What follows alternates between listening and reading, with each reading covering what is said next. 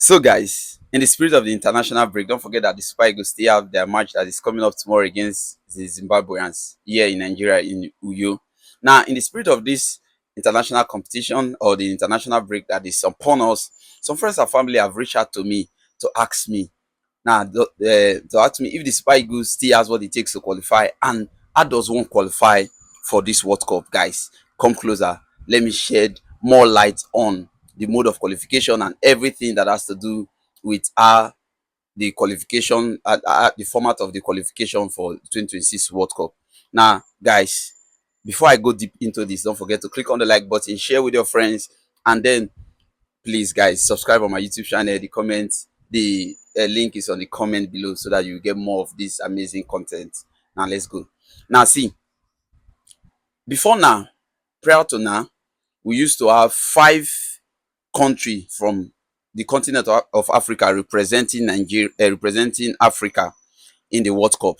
But now, due to the extended, the new FIFA law to extend the countries, to increase the countries that are representing, so Africa has now been given 9 slots. So as against the former 5, so we have extra 4 slots. So now, what the Confederation of Africa (CAF) did was to have 9 group the countries into 9 groups, 6 countries each into 9 groups. Now, what this means that they are going to have the qualifiers among themselves, which they are currently having, and the qualifiers is going to be an home and away arrangement. Now, the country that comes top from every group will automatically have qualification to the 2026 World Cup. Mind you, guys, the 2026 World Cup is going to be held in United States of America, Canada, and Mexico. So 3 countries hosting the 2026 World Cup next year. So 9 countries that get automatic qualification from the 9 groups from Africa gets to represent Africa. Now, this is where it gets interesting. Now, there's 1 slot. African can make it 10, can have 1 slot.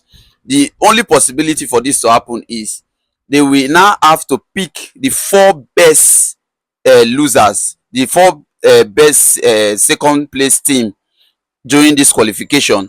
Those 4 best place team in the qualification round will now play a kind of playoff, and 1 person will emerge.